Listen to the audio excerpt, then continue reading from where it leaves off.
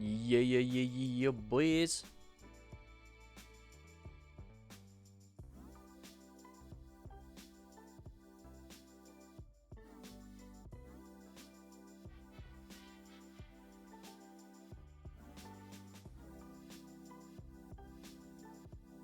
Yeah.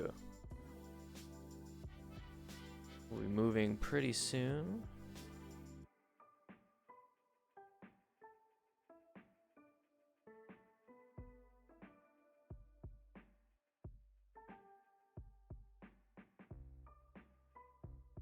We'll be starting pretty soon, everybody. How you doing? How you doing? Yo. How come the stream music isn't working? How come this? Can you guys hear the stream music? I can't hear it. I can't hear it. You're welcome, 510.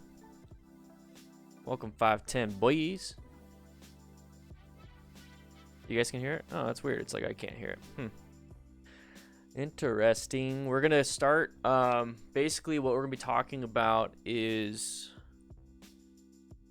fundamental skills versus more of the advanced skills, and I'm gonna tell you guys right now, straight off the bat. I'll cut this part out. Well, I'll trim it possibly later. Is that you're gonna want both. Okay, you're gonna want both. All right.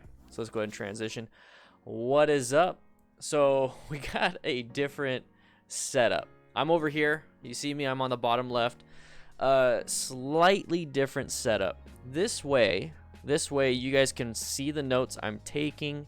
This way we can chit chat, and in the background is actually my old Harley, and it's gonna be rotating. It's gonna rotate. Okay.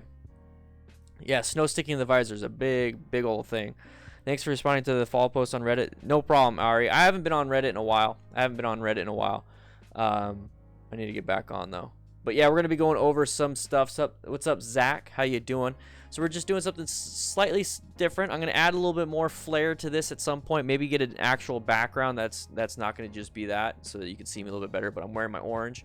But today, what I want to be talking about is fundamental skills versus advanced skills, and why you should have definitely the fundamental skills, and then why maybe you want to go into this advanced stuff. So it's a lot like going from, well, I have this beginner bike of like a 300cc bike. Well, what do I need to know when I head into something that is more like 1000cc? So let's go from the fundamental, like figuring out how, all the controls, to okay, now let's utilize some advanced skills type of thing. So that's what we're going to be doing today. So right away, how many pieces of flair? All the flair. So today, typically Thursdays are for YouTube members only, but I took down Tuesday's video, Tuesday's stream, just because it just didn't feel I didn't feel comfortable after it, so I decided to take it down.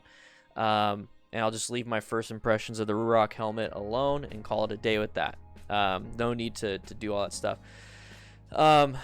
I do not do private classes. I just don't have it set up. I definitely like doing private classes better than a group class, just because I get to hang out a little bit more one-on-one, and I get to really focus a lot of that. I used to be a personal trainer, so I used to do one-on-ones all the time, and I absolutely love it. I love one-on-ones better than group riding. So right away, guys, so fundamental skills versus advanced.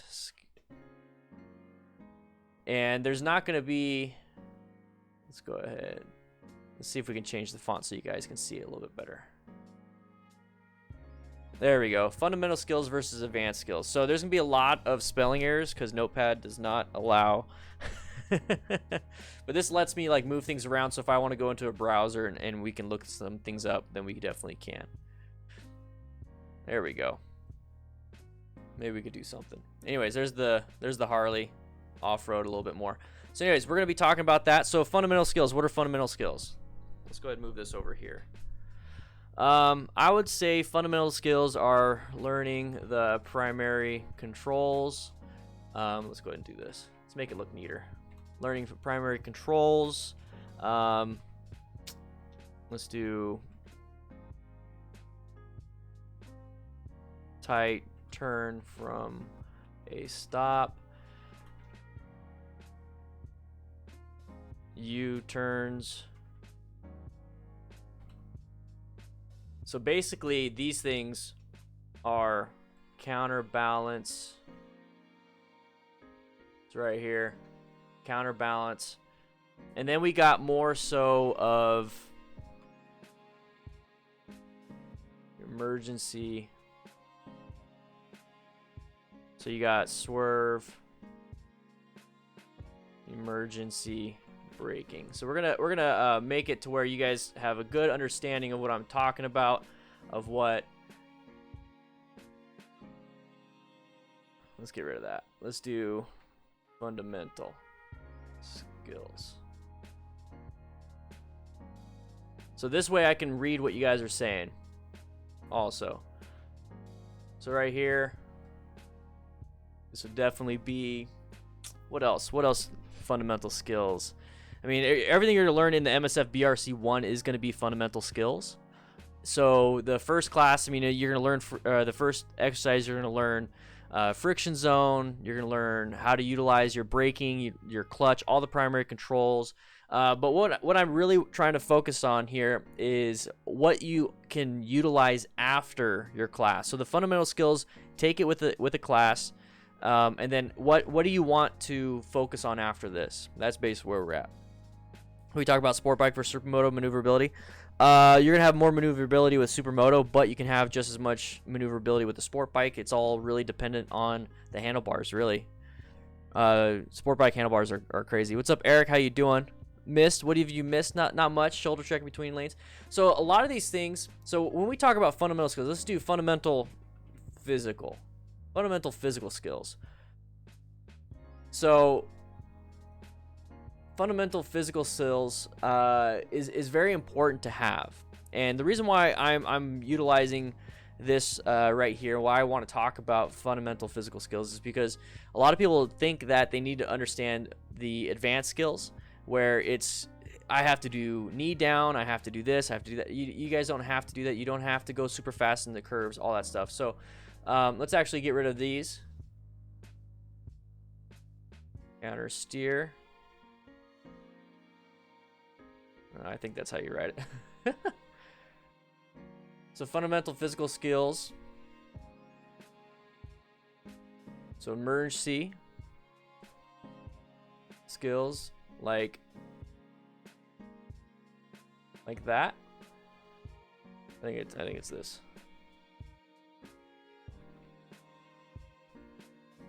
Yeah, counter steer. Emergency skills. Then let's do one more. Primary control. So this would be clutch, throttle.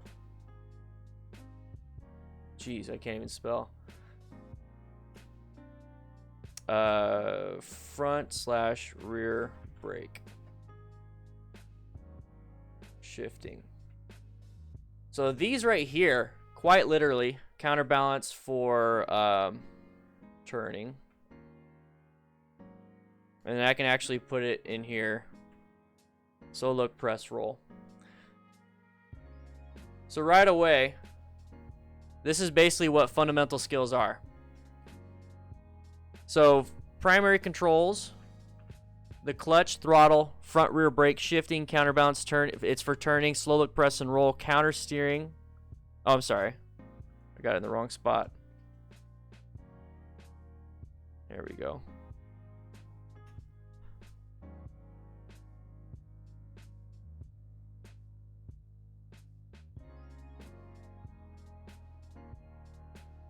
And then counterbalance would be for slow speed.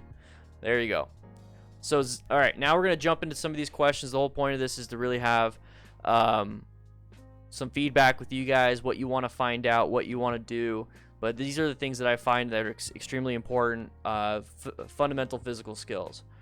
So right off the top of my head, these right here are what you want to learn right there. So let's see. Let's go ahead and jump into the chat, and we'll answer some questions. Register the MSF this April. How are they on explain rear wheel slipping or braking if a car pulls out in front of you? Those seem to be two really common causes of wrecks from your videos. So Chris Hackney. So based off of that questioning, what we can do is we can actually figure out what's actually happening. So the MSF, they're going to teach you these fundamental skills. They're going to teach you how to brake and swerve. So right here, in terms of the MSF or any type of training facility, when you get into, okay, the what if situation of a car pulling out, what do I do? They're going to cover emergency skills. They're going to teach you how to swerve. They're going to teach you how to emergency brake, but they're not really going to interject yourself into that situation. So if somebody, they're not going to put a car on the range and then have them, you know, stop in front of you while you're trying to brake or swerve. What they're going to do is they're going to have it to where it's going to be this mental image. Okay, hey, what we're going to do is we're going to do practice. We're going to practice the swerve. We're going to practice the emergency braking, 2 different exercises. What we're going to do is, this is what we're going to do. So we're going to have you go accelerate, go through these cones, swerve to the right, swerve to the left.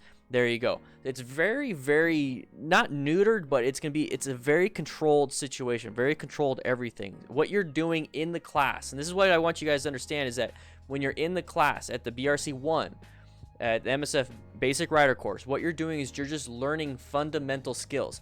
You see how this right here, you're learning that. When you add scenarios, there's just not enough time in the class to add scenarios. They cannot throw in a car or a pedestrian walking in front of you, now swerve around them. You cannot do that. You cannot. There's gonna be a lot of liabilities. There's gonna be just not enough time, all these different things. You're learning all these other things above me. You definitely are gonna learn a lot of these different things. So what you need to do is be really good at swerving and good at emergency braking, and that is not going to happen within 1 day or 2 days. What's going to happen is that you're going to have to practice consistently and maintain your physical fundamental riding skills. You have to maintain them. So utilizing what you learned in class or from ddfmcrew.com, I do have pretty much the same exercises you can do in a parking lot. What you want to do is learn it in class, learn it from the website, and continuously practice. And you can continuously practice with the skills or with the videos that I have. And then now that you have that down, now you have to add situational awareness training. So when you add situational awareness training with your physical skills, you put them together, you see something that's coming up, you don't even have to think because you've been practicing, okay, I need a swerve or I need a brake, and that's where they come into play. So when it comes to, that was a long explanation of probably part of your question. They are common causes of wrecks in the videos that we see. They won't explain too much the rear wheel slipping unless you ask that question, or braking if a car pulls out in front of you. So basically anything, a car, a pothole, a deer, a pedestrian, whatever it is, always just make it simple, guys. Make it super simple. Anything that's within your path of travel, an object in your path of travel, it could be a car, pedestrian, whatever it is, you're either going to swerve or you're going to brake, depending on what it is and if you're able to brake in time. They will explain total stopping distance. They will explain all that, but you really only get a good feel of it from experience. So for me personally, I swerve for everything. I swerve for everything. The only time I brake is if I have to slam the brakes, and then I just need to know how to slam the brakes appropriately with progressive brake pressure. That's what you guys need to be doing. You need to start putting 2 and 2 together. That's why I do these scenarios. That's why I do these crash analysis videos, so I can imprint these things into your brain. Based off of the training you had, you'll be able to utilize your physical skills for that. Thank you, Asher, for the donation. I really do appreciate it. The difference between YouTube and Patreon, right now, Patreon is really just to support the channel monetarily. It's like a subscription service, but you do get my ebook for free. Thank you so much, man. Really appreciate it. You do get the ebook for free if you are a patron. If you're not a patron, it's $17.50. That's pretty much what we have going on right now. I'm developing a course. That's why we're working on this. I'm developing an e-course so that we can utilize a lot of these fundamental skills. And just to give you guys a quick little idea of what it's going to be like, let's go ahead. I'll just do a quick copy and paste. What I'm going to be doing is doing what's called the SMART rider system. So I developed this system based off of what I believe in order to be a complete motorcycle rider, like a complete, to me personally, what a complete rider is. You need to be able to develop, or you need to be able to be good at the S.M.A.R.T riding system. Now this could change. It's probably just gonna be the S.M.A.R.T system or something like that, but you're gonna seek, recognize, and understand hazardous situations. So what that is, it's gonna be the situational awareness that we practice all the time with these crash analysis videos. What we're talking about today is maintaining fundamental riding skills. You're going to want to acquire and use personal protective equipment for yourself and for your bike, and that also includes insurance, everybody. So rescue injured motorcyclists with medical training. I absolutely believe that in order for us to be safer on the road and to minimize a lot of injuries, a lot of deaths, a lot of everything, is that we do need to have some type of medical training, which is where I come in with my expertise as an EMT and as an accident scene management instructor. And then right here, teach and mentor other motorcycle riders. I think that's very important. I'm going to go ahead and delete that.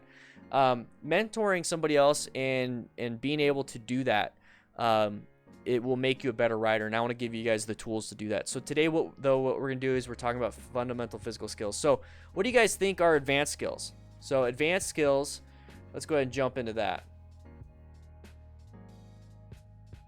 So right off the bat, trail braking. What else? Extreme body positioning. I think I'd be better at spelling. Extreme body positioning, speed shifting. What else do you guys think? What do you guys think? Let me know. While I'm looking through here. What is there? So yeah, once again, YouTube member, you get access to a beard on my live streams. I do a lot of live streams. Patreon doesn't integrate with YouTube very well, so I have both. That way you can utilize that. Patreon, like I said, it's just like a donation, monthly donation to keep this thing running, basically.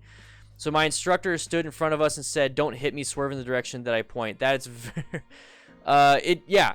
responsibility not to hit them. That's very dangerous. It's something that we are trained not to do, to be in the path of travel of a new rider. But kudos to him if he's able to do it safely. I personally have a problem to train myself swerving with no hazard because I have a hard time to really do a hard swerve when nothing's there. How can I train myself? Emergency braking, I don't have a problem with that. So type beta. What you want to do is a lot like the video. So this is why I have the screen just like this. So let me go ahead and find the video for you guys.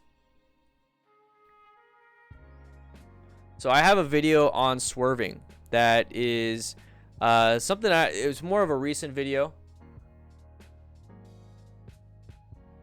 So I'm going to show you guys what I did to come on, hit play. What is up, everybody? Hey, that guy's cute. Right here. So let me get to a better spot so you guys can kind of see what I'm talking about here. So when it comes up to setting up your cones, so when it's set up your cones, what you do is you have your two cones that you're gonna go through, and you notice I'm over here and I'm gonna swerve this way. You have these cones. What you can do is set up cones in the middle, so that if you run them over, it's not gonna do any damage to your bike. It's going to make it to where you have a visual reference not to hit them. So what I did here is I purposely showed, I'm going to go through these cones and apply good progressive brake pressure, and let's see what happens.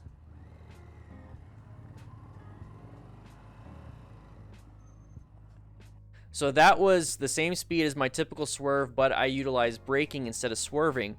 But the total stopping distance is not going to be good enough, and I hit a cone. So that's going to kind of show you what it is that you can do in order to give yourself more so like a dangerous situation without being dangerous. Remember, the whole point of practice, guys, the whole point of practice is to put yourself in a situation where you can practice your skills, but mitigate the risks involved with practicing your skills. When it came to the Fire Academy, it came to taking care of things. What we did, we literally spent the first 6 weeks out of a 14-week academy. We spent the first, probably 10 weeks, but definitely the first few weeks where, okay, this is what a glove is. This is what your SCBA is, which is the air tank. This is your helmet. This is your jacket. This is your stuff. Okay, familiarize. And that's what I want you guys to do with your motorcycle and your training. Familiarize. And then we learned how to roll a hose and then throw a hose. That has nothing to do with fighting fires, really. It's just a fundamental skill that you're trained, so you never have to think about it when it comes to an emergency situation like a fire. So it took us until like the 12th week to actually involve fire to our training. So you have a long time, a lot of hours spent on the fundamental, repetitious skills that you need to have. And there's a ton of them that you need to know. And then towards the end of the academy, towards the end of the class, towards the end of your training, you put them all together. You don't want to have to think about friction zone when you're trying to swerve. You don't want to have to think about, you know, which brake to use when you're doing a progressive brake pressure or trying to stop in a like super quick. You don't want to do that. So you have to build up your fundamental skills. So when we talk about advanced skills right here, so we got trail braking, extreme body positioning, speed shifting. I saw somebody say braking in a turn, but guess what, guys? That is actually up here. Braking in a turn.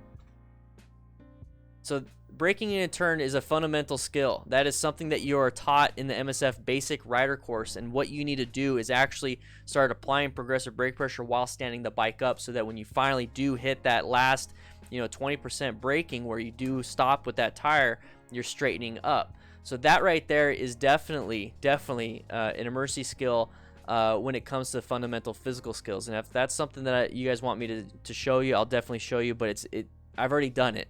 I've already showed you, but I'll do it again. I'll definitely do it again.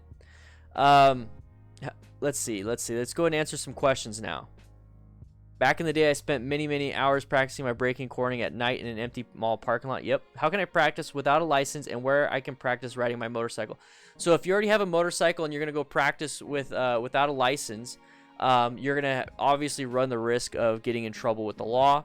That's up to you. If that's a risk you're willing to take, go ahead and do that. But you can actually practice a lot of these things with just a bicycle. So counterbalancing, counter steering, slow look press and roll, turning, swerving, braking hard, braking in a turn. What else is there? You can't really practice your clutch, throttle, or shifting, but you can definitely practice your counterbalance, counter steer, and emergency skills. Those are the ones that you can practice on a bicycle, and that is something that you might want to check into. I definitely will have that as part of my course, so that I can show you guys how to do it without having to get on a bike. David says he loves my channel. Thanks, man. I appreciate it. Would ways to lose fear of riding be a fundamental skill? So Mini Spidey, that's a good question. You can lose fear of riding multiple ways. Okay, now we're going into the Q&A. I think the Q&A is a good section for what we're doing here. So let's see. Let's do this. So Mini Spidey says, would ways to lose fear of riding be a fundamental skill? So you can lose fear in multiple ways. So you can lose fear by gaining confidence, and then you can lose fear by getting complacent. So two different ways of losing your fear. One, gain confidence. So how do you gain confidence? You gain confidence with practice. And it's an active skill. You're actively gaining things by actively doing something.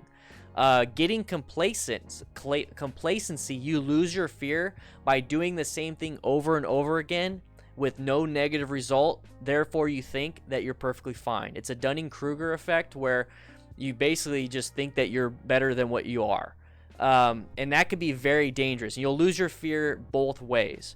Now, one thing that you need to understand is that if you haven't practiced in a while and you're not scared of your motorcycle, or you lost your fear, more than likely you're getting complacent. When a situation happens, you're going to have a brown stage moment instead of a red stage moment, because you weren't practicing. So losing fear can be a fundamental skill, but here's the thing is I always appreciate I always have a level of fear. There you go. I always have a level of fear when I do this. Same thing with going into a fire. Same thing with going on a medical call. Same thing with talking to my wife about something I did wrong. I always have a level of fear. There's always going to be one. And if you don't have a certain level of fear when you get on a motorcycle, you're not in the right headspace. You're definitely not in the headspace. You need to be situationally aware. That's the whole point. Having a little bit of fear is not going to make you paranoid, but when you're situationally aware of what's going on, you understand that car could hurt me. This pothole can hurt me. This can hurt me. This can hurt me. That should be some type of a fear. Every intersection could hurt me. Every curve could hurt me. So being complacent of, I've been through 1,000 intersections, no problem. I've done this curve 100 times, no problem. Let me increase my speed or not pay attention and just enjoy the ride. That's being complacent. You're not zoned in. So that's a great question, Mini Spidey. I absolutely loved it. Anybody else have another question? I'm here to answer them. Let me go ahead. I absolutely love this notepad situation. You guys ask the questions. This is how we're doing it. All right. Let's see. If you guys do at DanDanTheFireman, so please do this in the chat if you have a question, at me. That way I can see it a lot easier and I don't have to scroll through everything. Let's see. Advanced braking occur. Yeah. We talked about emergency braking in a corner versus straight brake to reduce speed, then swerve in the corner. Okay, just learned how to post YouTube videos. Unfortunately, still can't edit. Okay. Use the accelerator to X speed in a parking lot, then emergency brake at a certain point, light pole, whatever, then drop a hat when I stopped, repeat. So make sure, if you practice in a parking lot, guys, just make sure you don't have an obstacle that could possibly be in your way if you fail your practice, because then you're going to run into it and you're going to have a lot of problems. The whole goal is to minimize and mitigate risks with practice. That's why there's live fire training, and then there's training without fire, but you pretty much do the same thing. You shoot water, you have a smoke machine instead of actual carcinogenic and asphyxiate smoke.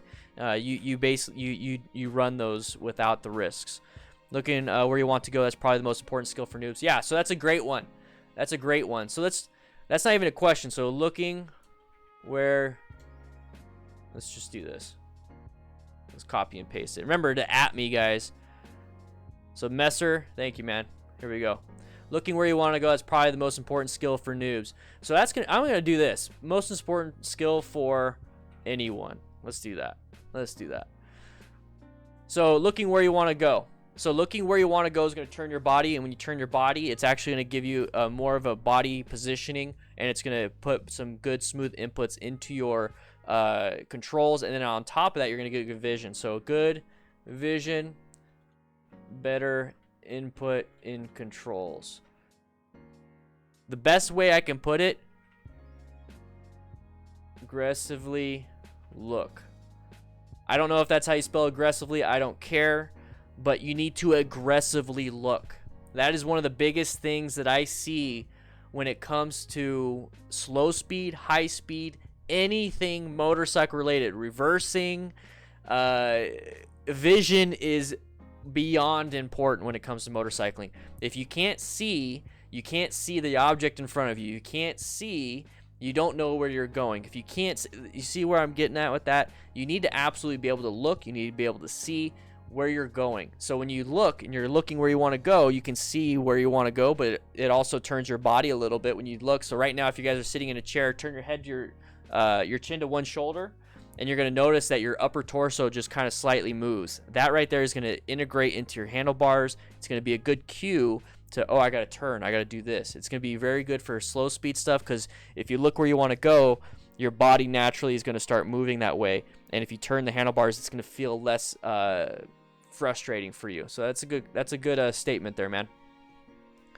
All right, so I'm gonna start off with David Clark, because he did the at DanDanTheFireman. It's a lot easier that way. Also, guys, if you didn't, like I said, if you don't know, I do have a Discord server. It's absolutely free. So a lot of these questions that we're talking about here, you can definitely ask in the new rider questions area, and you're gonna get a lot of people, not just me, but a lot of really good people. Trust me, it's a heavily moderated server. We want to make sure it's inclusive, but we also want to make sure that nobody's feeling uncomfortable. So we have great moderators, great admin.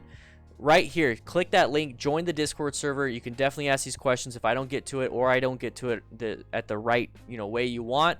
Plus, you're going to get other opinions. That's the whole point. Remember what I talked about, mentoring and teaching others actually makes you a better rider. So Ted V 360 just joined. Welcome. Appreciate it, man. Some people tell me to start at 125cc and some say go straight in at 300 to 500. What's your thoughts? So David Clark, let's go ahead and do this. Oh, let's do that. All right. So David Clark asks, some people tell me to start on a 125cc and some say just to go straight into 300 to 500. What are my thoughts? All right. So my thoughts are, let's do this.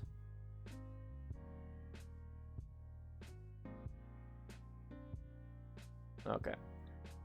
So my thoughts, 125cc, low, no, actually, big room for error, 300cc, smaller room for error, 500 plus smaller room for error.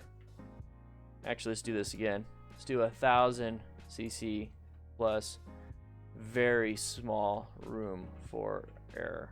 So I'm gonna go ahead and explain this, guys. Don't worry. I'm gonna go ahead and explain this. I want to make sure you guys can see it though. Oh, Mugami just joined. Inigo Montoya just joined. Steve Briudo just joined. Sorry if I butchered your name, man. I really appreciate it. I see a bunch of people just joining. That's awesome, guys. That's awesome. So, right here. So, some people tell me to start on 125cc. What instead of going straight to 300 to 500? What are your thoughts? So, 125cc, you have a lot of room for error. You have a lot of room for error when it comes to messing up. If you give it 50% throttle accidentally, it's not going to go crazy. It's still going to go pretty fast. I mean, guys, 125cc's are no joke. Anything over like a bicycle speed is still pretty dangerous. And, you know, even at bicycle speeds, you can die. So making sure that you have the appropriate bike for what you want to do, that's very important. But a 125c, you have a big room for error. So if you do 50% throttle accidentally, it's not going to just fly and take off and then blow up and everyone's dead. It's not going to. That's not what's going to happen. More than likely, it's just going to be a really scary jump. You're going to pull in the clutch if you get scared. Remove power to the rear wheel. Call it a day. A 300cc, you're going to have, once again, if you pull 50% throttle accidentally, compared to a 125, it's going to be a little bit faster. And it all depends on also the bike, sport bike versus cruiser too. So a 500cc, same thing. It's going to be even smaller room for error. You really got to make sure you're riding within your ability, not the bike's ability. A 1000cc or more, when it comes to your first bike, 10% throttle is probably going to be more than what, 50% throttle 125cc. So you really have to be very good with the very small percentage of inputs, basically. So with a 125cc, you can put a really big percentage of inputs, not have a really bad negative penalty to it. If you do that with a 1000cc right off the bat, you're going to have a really big penalty basically towards that. When I say penalty, more than likely you're going to crash the bike. So that's why a lot of people say start off on a really small bike, because if you screw up, it's not that big of a deal. It's not a big motor providing a crap ton of power. That's why a lot of people say that. For me personally, that's great as a safety instructor. I'm like, okay, cool. Everyone start off a 125cc. But here's the problem with that. Not everybody wants to start off with a 125. A lot of people want to start off with a bike that they're going to have. A lot of people want to start off with something that they're going to really enjoy. And then because their end goal of riding a motorcycle is, let's say, going out of town. So it's like, why am I going to buy a 125cc when I want to go out of town in 6 months? I want to get the bike that I want to get. So I want to get a 1000cc cruiser. I want to get a 1200 Sportster or whatever. So I want to go out of town. It's like, okay, then that's fine. As a consumer, I want to tell you guys to get what you want to get. But now, how do we fix that problem of, having a small room for error versus a really big room for error for a novice or a beginner rider? Ride within your ability.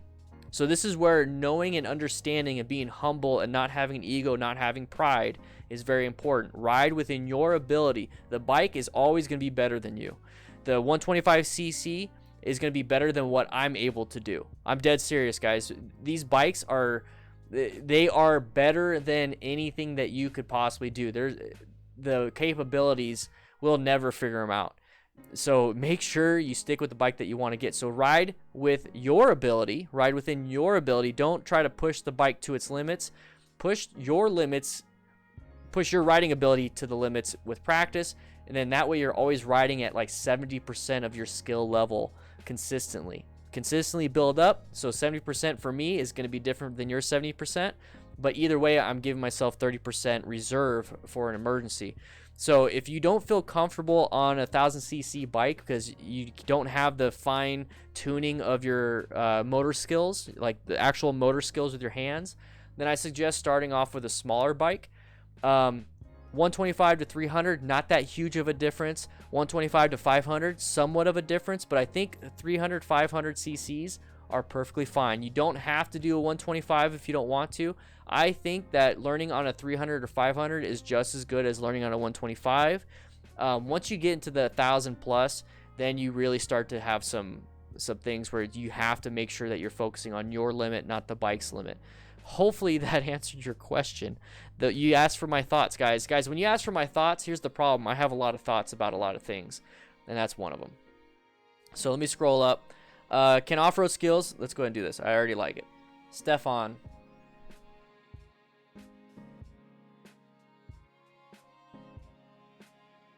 All right.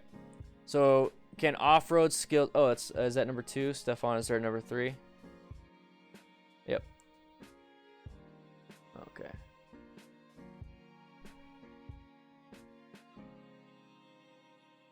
All right. So, can off-road skills, dual sport, adventure bikes translate well to on-road conditions? I've only ridden off-road and I want to start using the bike as a daily commute vehicle. I know body position is different, but what about other fundamentals that are different that need to change that are built from off-road? So right away, yes, they translate. You are actually better off learning dirt first. So right away, I'm going to tell you right now, starting off, I'm going to try to be less on each topic so I can answer everybody's question. Make sure I'm in the right spot. So understanding off-road. So off-road, guys, dual sport, adventure bikes, even dirt bikes, whatever, anybody off-road, you're going to learn what loss of traction really feels like. That's the biggest thing. You're going to learn what loss of traction feels like. And you're not going to panic because you've been doing it so long. You've been going off-road. You're not going to panic when that rear tire slips. You're just not gonna. So that's really good when it translates to on-road, is that you will feel that rear tire slip. Let's say if you use too much rear brake, which happens a lot on off-road stuff, is that you use a lot of rear brake. So when you feel that, it's not going to make you panic that much. You'll know what to do. You know how to release the brake and reapply. That's really good. The body positioning, so you say body positioning is a little different. Yes, so you're not going to push the bike down and then basically counterbalance it that way. What you're doing for street riding, especially in curves or in mountains and stuff where you're going really fast, you're going to have to utilize some body positioning. But typically in town, if you're just going to take a left-handed turn at an intersection or right-handed turn, these 90-degree turns of street riding, you don't really need to do a lot of body positioning, if at all. So I wouldn't worry too much, but I definitely wouldn't push the bike down. So don't let that translate to on-road. Another thing that you're going to want to start to do is that doesn't translate very well from off-road to on-road, is that a lot of off-road, you're not using that front brake. You don't want to use that front brake. You're going to dump the bike way easier off-road if you use that front brake. So you're trained to use that rear brake. Well, on-road, your rear brake if it's a cruiser, it's about 30% braking power. If it's a sport bike, it's probably 10%. So you're going to get most of your braking power from that front brake. So you need to train yourself to utilize that front brake more than that rear brake, transitioning from off-road to on-road. So use that front brake a little bit more, because you have that weight transfer, go to that front. When you have weight transfer, you have weight. When you have weight, you have friction. When you have friction, you stop. So you need to use that progressive brake pressure a little bit better. But yes, they do. A lot of the stuff translates from off-road to on-road. You're actually better learning dirt first, because you will understand what loss of traction really means and how to correct that. So that's where I'm at with that one. Now, I'm sure there's a lot more, but I'm going to try to get to some of these other ones. I have a problem putting 100% in my swervings while training because my brain doesn't see the cones as real stress enough to put my heart and soul into it. So once again, type beta. Let's go ahead and answer that.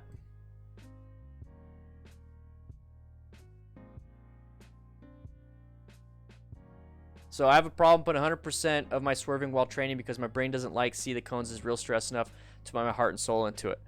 That is kind of why I do these crash and after action reviews.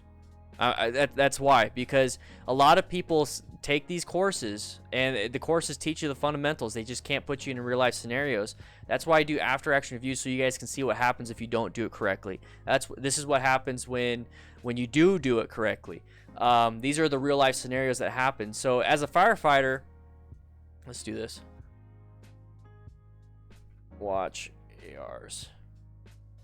So as a firefighter, what we would do, like I said, is that we would do live fire training and then training without fire. And it was really hard. Same thing, you know, even as an EMT, it's really hard to do CPR on a dummy versus the real life scenario with the adrenaline pumping, everything going when you have a human being. But here's the thing, is that in an emergency situation, you don't want to have your stress level reach such a point where you hit brown stage. Your stress level can spike and skyrocket and then turn into a panic, which will cause that brown stage. And that is because you're not training as real as you possibly can. And once again, you mitigate the risk by practicing in a parking lot with no real, hazards in the way. So what you're doing is you're developing, it's not called muscle memory. That's the old term, but let's use that because I know a lot of people understand muscle memory. Is that what you're doing is you're training your neurons, your neural pathways, your nervous system, your brain system, your arms and muscles, everything, your whole system, not muscle memory, the whole system, to understand in a situation I swerve and this is how I do it. So in an emergency situation, your nervous system, your brain stem is going to apply what it is that you've trained 100 times. So that is what very important. So during the training, it might seem, inconsequential or whatever. It's like, it's not that big of a deal. Why am I even doing this? It's not that crazy. I don't care. Take it as seriously as you possibly can, because every moment you practice, that is another layer of memory built upon the other layers of memories. And then when it comes to an emergency situation, you don't even think about it. You don't even think about what you did. You don't even know what you did. You either wake up in the hospital or you're past the hazard and you're like, okay, well, thankfully I've been practicing so many times. So unconscious competence, I love that. Is that a real term? I love that. I'm gonna steal that. I can't even spell. I'm just gonna steal exactly what you said. And that has real world things. Let me go ahead and scroll back so I make sure I'm in the right spot. If I miss your guys' thing, just redo it. All right, I'm back.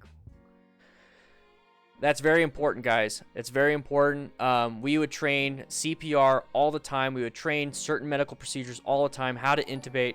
Hey, Felicimo Ghost became a YouTube member. Thanks, man. I appreciate it. You got a mustache now. Within 1 month, you're going to get a beard. Yeah. But we would practice, and then when it came to the actual real life scenario of we hear that somebody is down, CPR is in progress, we're on the way there, we start to go through our checklist of all the things that we have trained and all the things that we have learned, and then when we show up, we know what our job is. And that's very, very important to do when it comes to motorcycle riding. You train before you hit that road, when you put the helmet on, get into that mindset, hey, we're doing something dangerous, let's get in the zone. And then when something does happen with situational awareness, with watching the after action reviews, you're like, okay, intersection coming up, I'm ready. This car, I'm looking for these left turners, I'm looking for this right turner, I'm looking for this person wanting to merge into my lane because my lane is flowing and their lane is not. Okay, what do I do? I'm ready. I've seen this 100 times from watching DanDan's videos. I know what to do. I know my physical skills because I've been practicing. And then you go through that intersection, there's no issue, nobody pulled out in front of you, but you were prepared. That right there is another unconscious competence level right there, but it's actually more of a conscious competence because you're thinking about it. So now every single intersection you ever go through, if you practice your situational awareness, you are building upon your layers and layers and layers of training. Basically, you're training your situational awareness, and that's where it comes down to this whole smart rider system, is that you definitely need to seek, recognize, and understand hazardous situations, and I will be showing you how to practice that without even having a motorcycle. You do it every day. You do it absolutely every day. You do it every single day. Let me go back. Let me go down. Sorry, I get so distracted. I had a crush on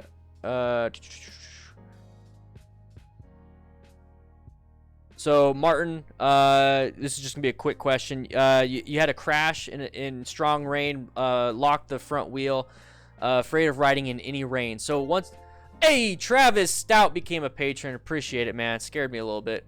Oh yeah, I could dig it. Rain is just a loss of traction. Now, rain is a little bit different because it can block your visibility with fog and then droplets on your visor, so you have low visibility, loss of traction. So that right there, if it was, you're saying that you locked that front wheel, so something out there got into your way and your path of travel caused you to panic and you locked the front wheel. That all that means is that you just need to go out and practice more and more. That's a mistake that just happened. It's a mistake. If you're able to, right now, if you're able to type and if you're able, if you have your bike and you're doing fine, then this is a lesson learned with no real consequences other maybe than financial. So make sure you take care of yourself and then practice. So practice your braking. You apply just too much brake pressure in an environment where you have a loss of traction. So let's say you have 100% traction in the perfect day, warm tires. When it's raining, you maybe only have 80% traction, so you can't utilize the same amount of pressure as quickly as you would in a real life, like, perfect situation. So just remember that when there's rain and there's anything that could cause loss of traction, is that you can't apply the same amount of brake pressure as quickly. You just have to prolong all that brake pressure. So give yourself more of a following distance, give yourself more of a lead time to actually stop if you absolutely have to. I know body position is different, but what other fundamentals are different than I already did that one. Kevin Rutherford asks,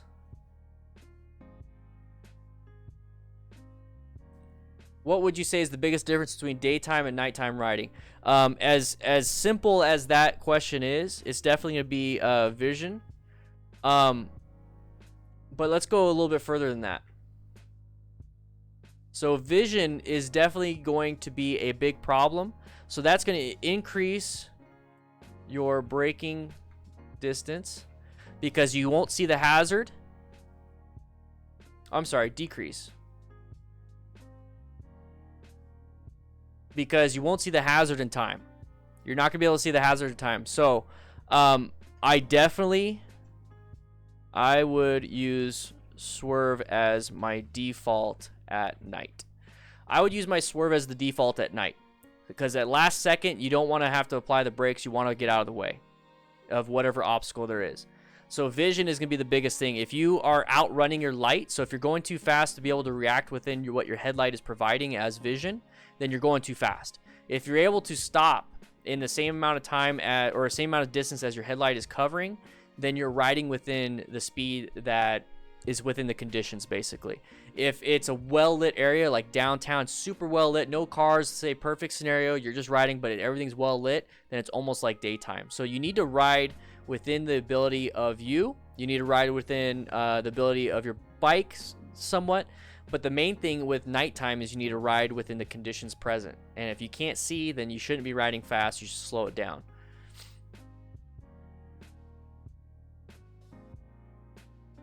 Sorry to hear that, Judge. Sorry to hear that. Best methods to prepare for a turn or a curve.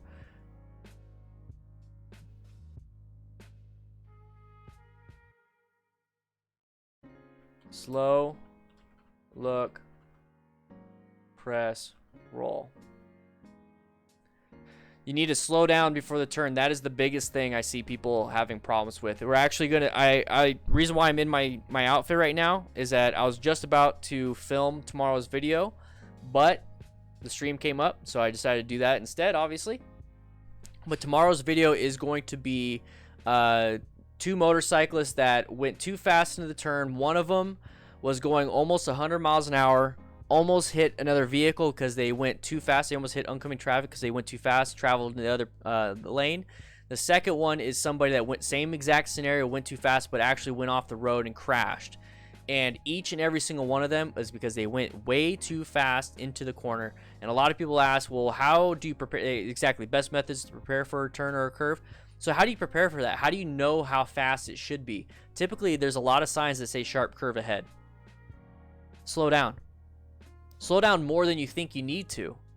Honestly, you see a curve coming up, even without a sign, slow down more than you think you need to. It's always easier and safer to add a little bit more speed, a little bit more throttle, than it is to take it away. A lot of people think I have to use brake pressure, I have to apply my brakes to decelerate, to slow down. You really don't have to a lot of times. You just roll off the throttle a little bit and you'll realize that you slow down a little bit. So when you're coming into a turn, roll off the throttle a little bit, and if however comfortable you feel, and you're like, oh, this is a little too slow for the turn. Okay, well then give it just a little bit more throttle, just a little bit, and then make it through the turn. At the end of the day, you need to know how to slow down. You need to slow down. Everyone just needs to slow down. Don't worry about learning these crazy advanced skills like trail braking right away. If you're having trouble trying to slow down before the turn in the first place, you're not going to be able to do trail braking, because guess what, guys? Trail braking involves you slowing down before the turn anyways. All it does is that you're slowing down, and then you're still slowing down through the look and through the press. So trail braking is this. Slow, look, slow, press, slow, roll. This is what trail braking looks like. You're still slowing down, but you have to slow down first anyways. You don't apply trail braking mid-turn. You apply trail braking before the turn, throughout most of the turn, and then roll in the throttle on the way out. So that's why I'm saying that's an advanced skill. If you can't learn this, you're not going to learn this. All right. Watching a twist of the wrist. Everyone keeps saying that. What about learning how to ride with a passenger?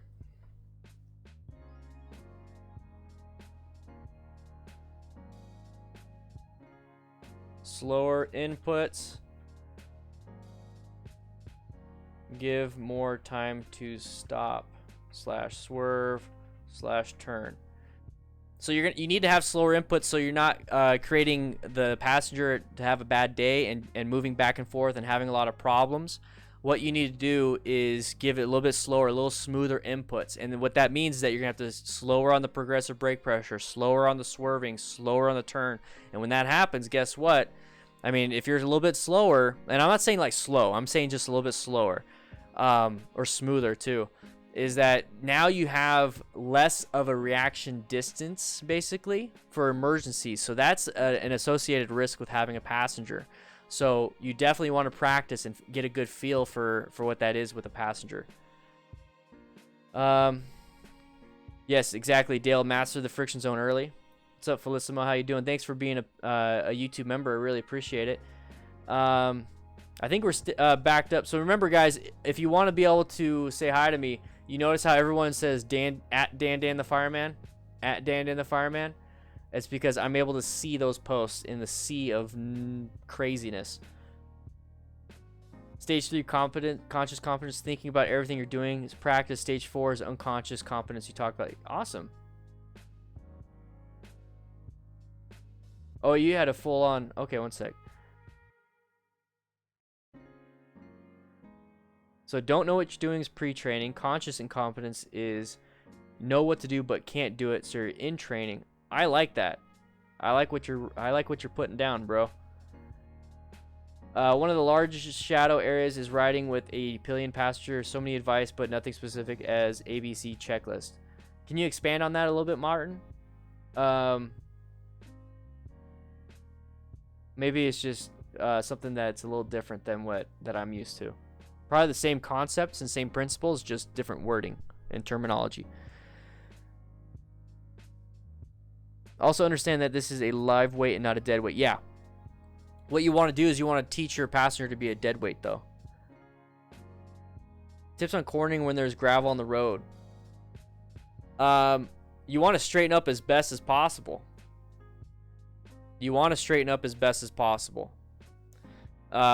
So you need to slow down, be able to look through the turn. We got a lot of new people in the Discord.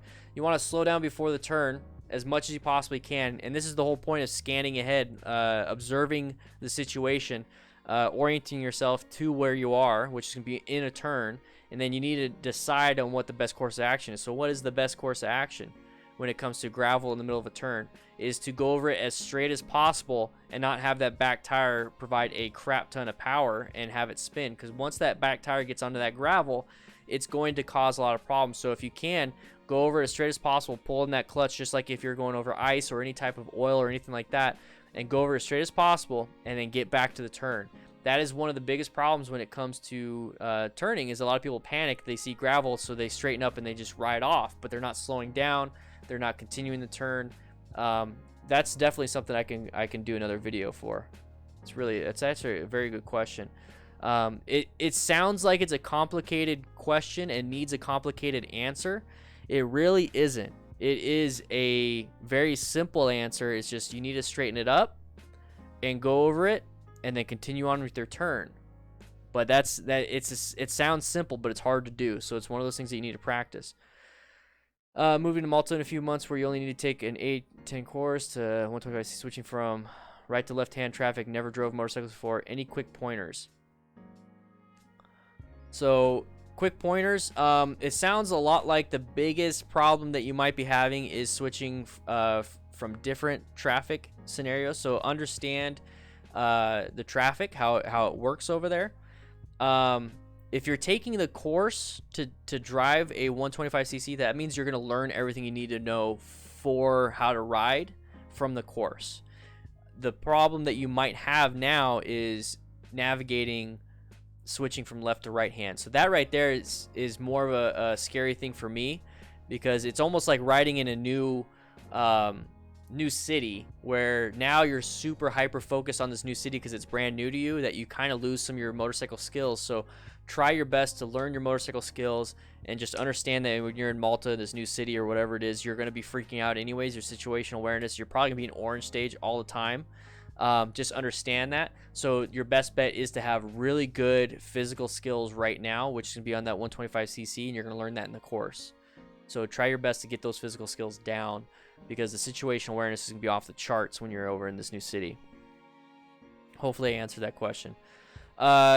Pippin 24/7, when to downshift. You want to downshift when you need to. If you start hearing your engine lug a little bit and you feel like you're losing a lot of pressure, or not pressure, but a lot of power because it's starting to lug, then you need to downshift.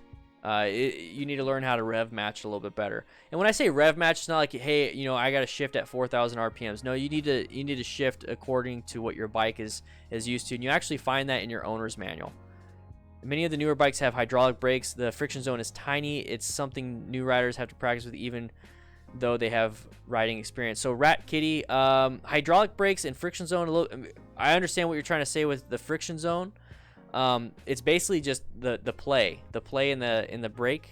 So understand where it is. So either way, you got to practice your primary controls, which is your brakes, clutch, and throttle.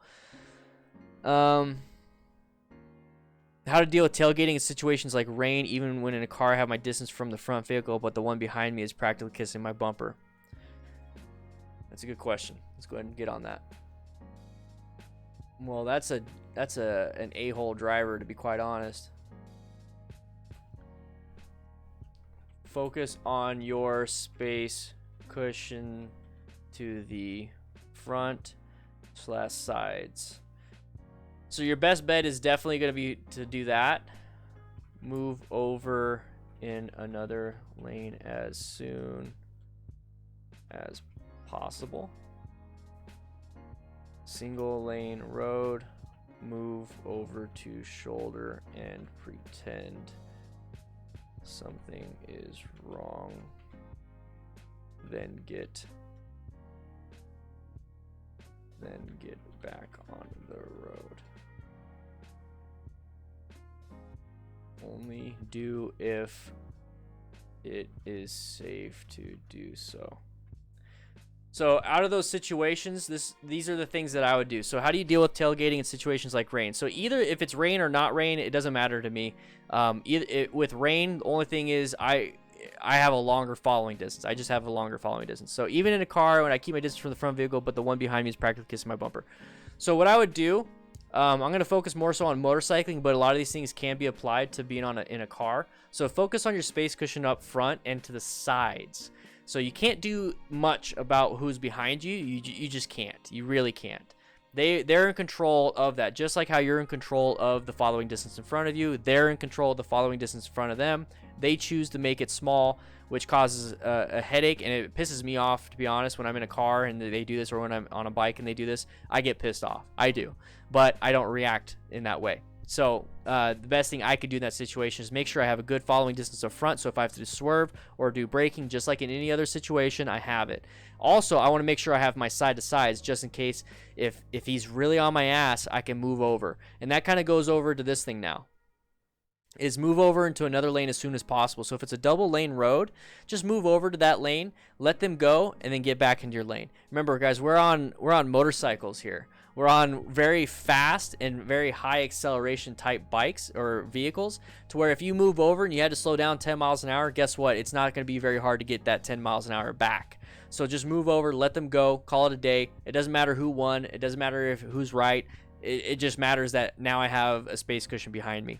So one thing that I like to do, not like to do, I actually don't like to do it, but if I have to do it, this is kind of like one of those emergency maneuvers a little bit, is that instead of a swerve or a brake, it's now you're getting something away from you from behind. Is that if it's a single lane road and you have like a small shoulder, remember we're bikes, we're motorcycles. We can pretty much ride the line and we won't take up very much room anyway. So what I would do is I'd move over to the shoulder, even if it's a small shoulder like the size of a bike lane. I'd move over and I'd use my hazard lights. I'd move over and let that asshole ride or drive past me.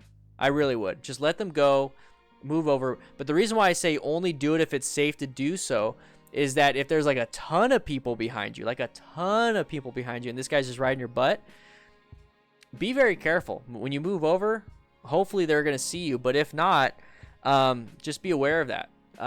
If it's just that one person that's on your butt and they do that, just kind of scoot over, let them go. They're going to kind of go, around you and then get back in your lane. So that's what I would do right there. Definitely, for the most part though, focus on your space cushion to the front and to the sides, because that's what's very important. If something that is completely removed from this guy behind us, if there's an obstacle in the road, somebody slams the brakes in front of you, you want to have the following distance. You want to be able to swerve left and right.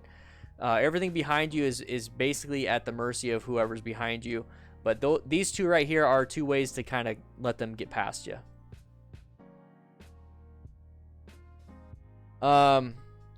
Let's see. ABS braking does not work if you're engine braking. I agree. But there is slipper clutches. So what happens there is that if you downshift too hard or too much, and there's a mismatch between your engine RPMs and the rear tires rotation, because when you downshift or when you pull in the clutch, it removes power to that rear wheel. It changes the dynamics of the rear wheel to the engine. So if you do it and you let out the clutch too hard without rev matching, you're going to hear that chirp. You're going to hear that rear tire's going to lose traction for a quick second. It's going to be very jerky.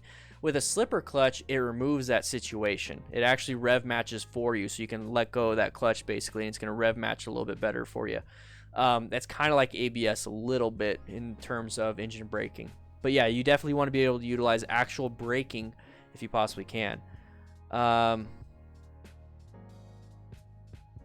Let's see. Yeah, other riders are not going to be well trained. So make sure you are the most trained rider in your group or with whoever you are. On notepad format, word wrap. Aha! You're awesome. Learning everything. You're awesome. So Tony Kart Racer, I'm not calling you out. I'm not going to call you out, but I understand. I absolutely understand where you're coming from with that. I absolutely understand it. I'm not calling you out. I'm not saying you're wrong. So this is what I'm going to do.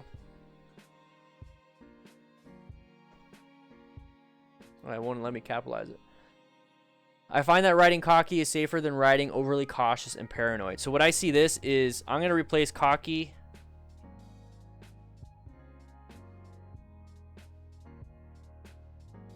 I'm going to replace it with aggressive.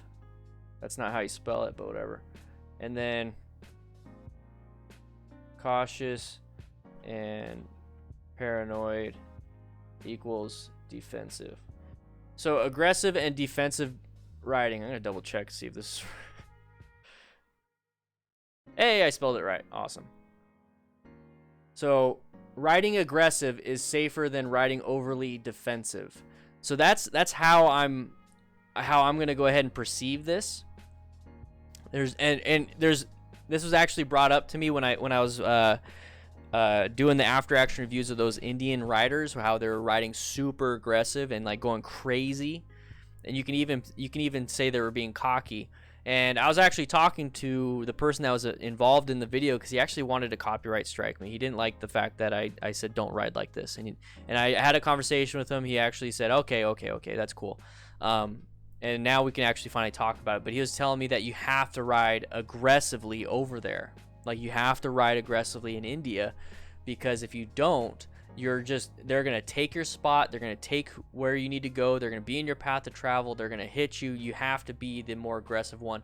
So you start to get problems with who's going to be the most aggressive versus defensive. There's a time and place for being aggressive and defensive.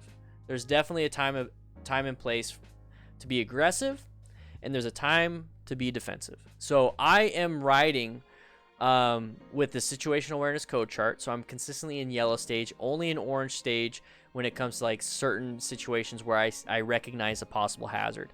So when it comes to zoned in yellow stage, I'm not either aggressive or defensive. I'm just riding based on the situation. So if it's in yellow stage, I'm just kind of cruising down at 45, speed limit's 45, open road, open lane, whatever it is. That's not aggressive or defensive. I'm just riding how I'm supposed to be. Now I'm starting to come up to a situation. Let's say I'm coming up to an intersection, and I recognize that intersections are dangerous. So now I'm going to switch into more of a defensive mode. Now this is not necessarily, it doesn't equal paranoid. So if you're defensive and you see all these types of situations happen, you're prepared. So you're not really paranoid. You just recognize the hazard. So I am more defensive in that aspect. So if I see a vehicle coming at me, since I'm defensive, I'm already hovering the brakes, I'm hovering the clutch lever, I'm getting ready to swerve. So I'm in that defensive mode. But the moment somebody decides to pull out in front of me, let's say in the same scenario, we're coming up to an intersection, I'm in orange stage, I am a little defensive, I'm hovering the brakes, I'm getting prepped, I'm getting ready, maybe I'm a little paranoid in the intersection, if you guys want to say that. A little bit paranoid. They start to pull out in front of me now. Am I still going to maintain a defensive, like you can have whatever it is, you can have my path, you can have all that stuff? No. I'm going to be aggressive in my braking, my swerving, whatever actionable skills that I need to utilize. I'm going to be absolutely aggressive. You have to be. I'm going to either accelerate and swerve and get out of the way if I need to. I'm going to brake, then swerve, then brake, or I'm going to brake and I'm going to make sure I get really aggressive, progressive brake pressure. I'm going to make sure I do what I need to do, and I'm not going to say sorry about it. So your red stage stuff, your red stage emergency evasive skills, be very aggressive with that. Make sure you do what you need to do and get it done.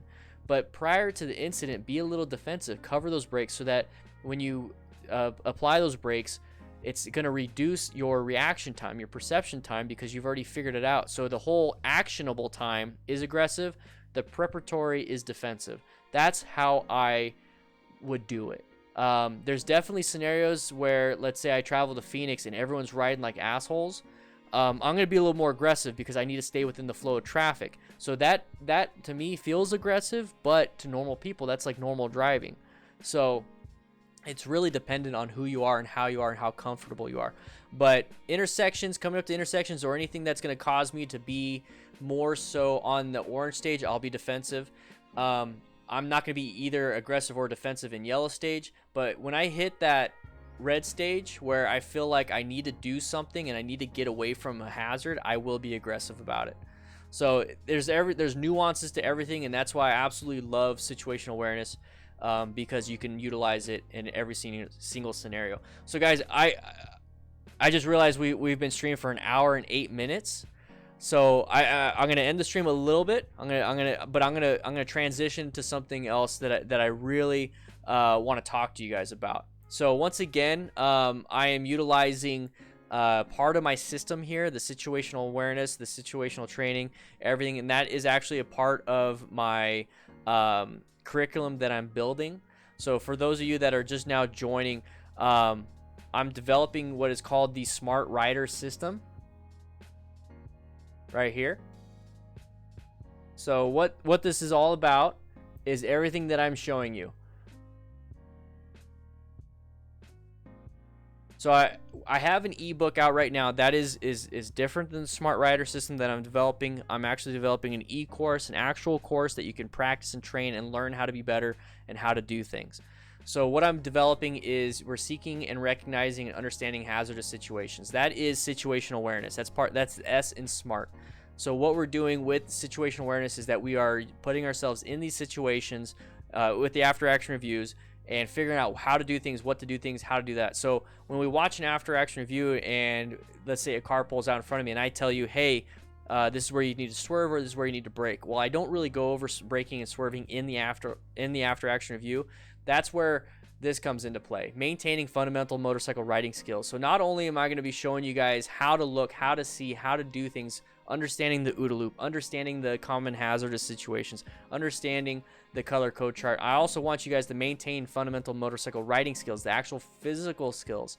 And that is where you need to learn how to brake and swerve, and that's what I'm going to be showing you. That's how I'm going to explain to you all these different things in the e-course. So when I say brake or swerve in this situation, you'll already know how to do it.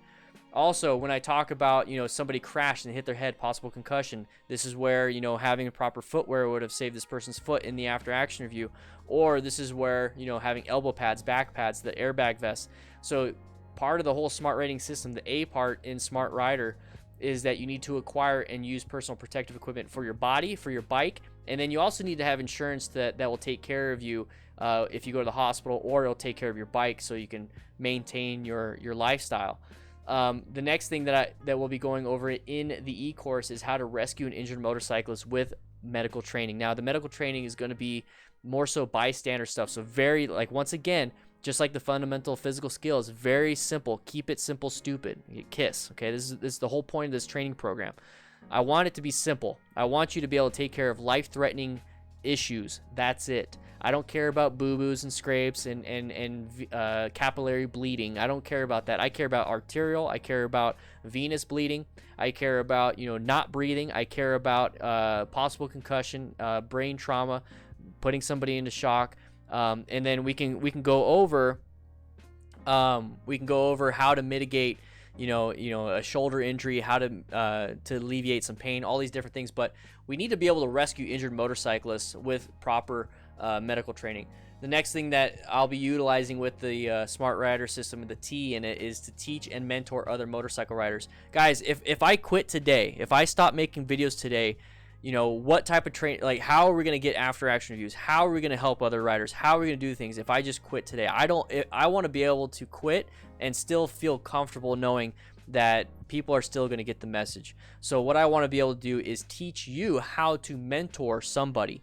I want you to be able to teach somebody how to do something. So if you go out with your friend, let's say you go to your friend and say, hey guy, let's go practice parking lot exercises today. Okay, what do you do? What do you do? How do you do things? Exactly. Like if you're watching your friend, just like you go to the gym and it's his set and he's doing some squats and you go up to him and be like, hey man, go ahead and lift, lower your butt a little bit, keep your back a little bit more straight, get some intra-abdominal pressure, head up. These are the things I see. I want to be able to do that with you guys. So if you take your buddy, hey guy, let's go to the parking lot and practice. And he does some figure eights, he does some U-turns, he does slow speed maneuvers, he's doing maybe some Moto Gymkhana stuff. I want you as a person that's watching him do it, be like, hey man, I noticed that you didn't turn your head very far. You kind of did it, but maybe turn your head a little bit further. Hey, I noticed that you didn't have brake lights on. So when you're doing your U-turn, you're going really wide. So maybe try using a little bit of rear brake. I want to be able to teach that and show you guys what to look for, how to mentor another rider. Because who knows, maybe you go out and let's say you don't have that friend that already has this bike, and you go out and you want to teach your son, you want to teach your girlfriend, you want to teach your wife, teach your husband, you want to teach your dad, you want to teach your mom, you want to teach some random kid that wants to get into motorcycling, but there's no classes around, be like, okay, now you're going to go, hey, let's come to the parking lot with me. Let's practice this on a bicycle. Let's practice this on your 125cc Grom that you got without getting your license. Let's do this. Let's do this. I want to make sure you're safe. So you mentor somebody. I want to be able to teach somebody how to do that. So the whole point of this smart rider system I'm developing is that I want you guys to have this full, complete system. So become a complete motorcycle rider. So you know how to see and search and evaluate and everything. You know how to maintain your fundamental motorcycle riding skills. And that also involves doing your T-clocks and maintaining your bike, acquiring personal protective equipment. So that right there, what type of gear to get, what type of helmet, what type of ratings, what type of this, what type of that, how to get that, what type of stuff should I get for my bike. That's what we're going to go over in the e-course. Rescuing injured motorcyclists with medical training. That's pretty self-explanatory, guys. I want you guys to keep people safe. Right now, you could definitely go to accident scene management. Teach and mentoring other motorcycle riders. Once again, it's not just about being able to help somebody else that doesn't know how to do it, or to help each other. Like if you're going to the gym with a friend and you're just helping each other, encouraging each other. You go to the parking lot, you help each other, encourage each other. At the same time, is that if you ever notice, if you had to teach somebody something, let's say you had to teach your kid something, or you had to explain something to your kid, you had to explain something to your friend, you have to explain it in a way that they understand, and then you become better at what you're doing. You become better at what you're trying to explain and do. So once again, in order to become better, you do need to teach other people. You do need to mentor other people, and that is what I'll be utilizing with the Smart Rider system. So that's something that I really want to get out there, and I want to be able to produce and get you guys out there. That's why I'm doing a lot of these after action reviews, because that is basically going to be the scenarios for every single thing. It's literally going to be the scenario for every single thing. Serious. Like, we'll watch a crash video. We can talk about the type of protective equipment that he has. We can also talk about any type of, if we get a video where the guy has a concussion or he's not breathing, we can talk about what type of medical training you should be able to do.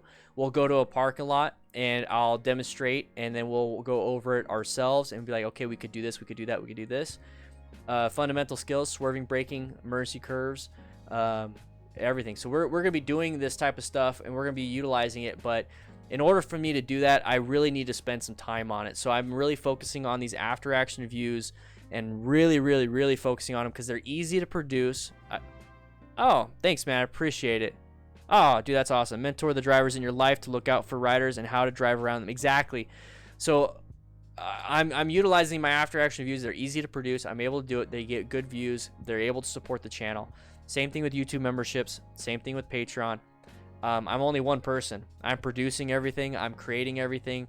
I'm every time I sit for a live stream, that's 1 hour that I can't spend developing my program. It's 1 hour I can't spend actually making a video, but I absolutely love doing it. This is great. It's a class. We're in a class. I have 90 something people in my classroom right now. That's the way I look at this, and that's what I want to do.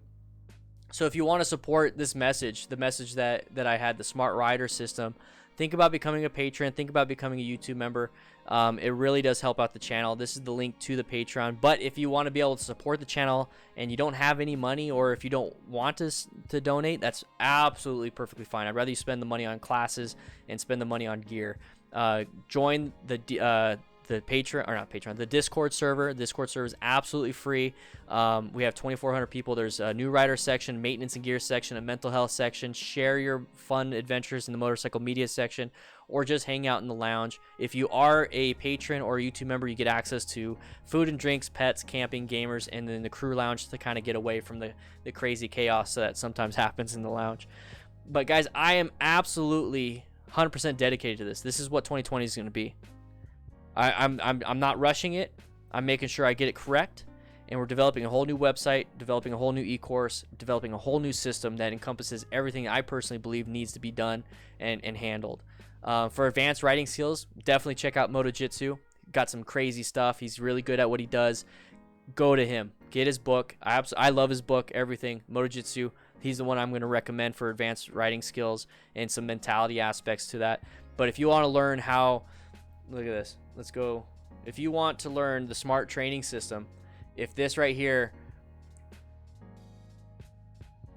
interests you, if that right there interests you, then think about supporting the channel by buying the ebook, becoming a patron, becoming a YouTube member, joining the Discord, which is free, sharing the after action reviews, liking, commenting, anything and everything that's involved. Honestly, guys, if you share my videos, that's better than becoming a patron.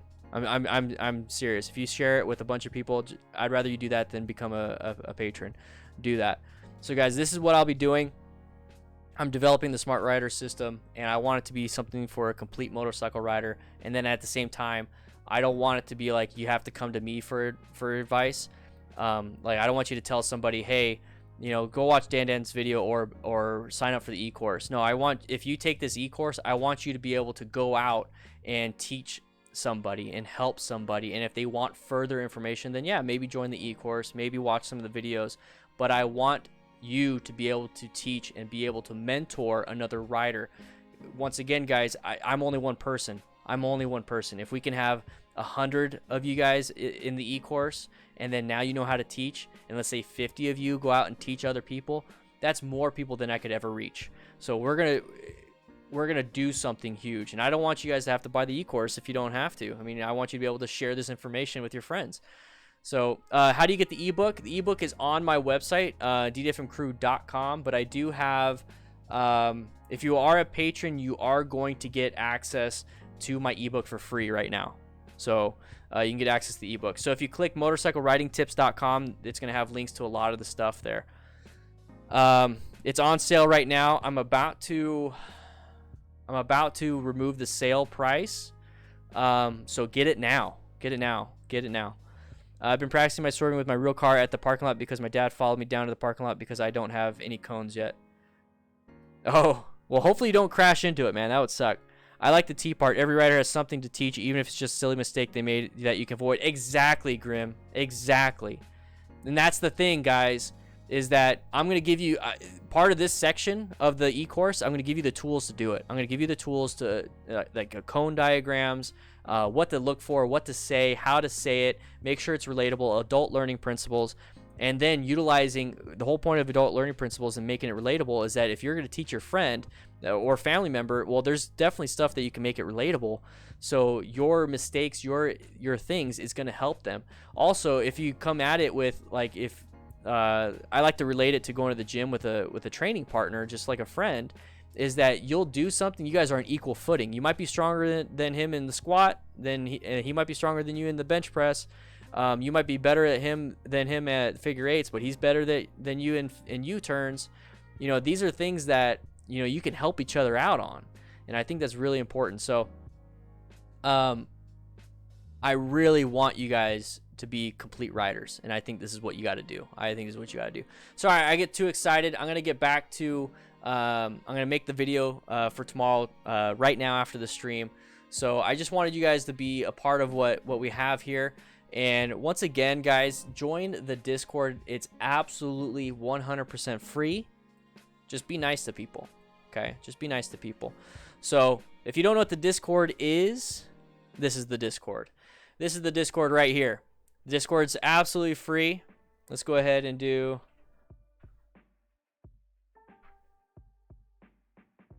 Is there like a new one that we can do?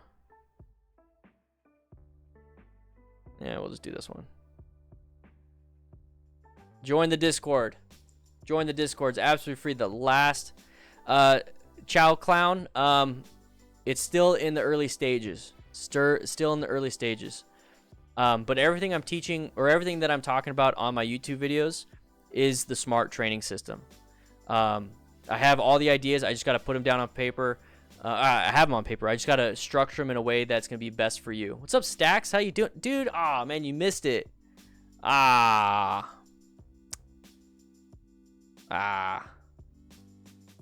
sucks. I'm sorry, man.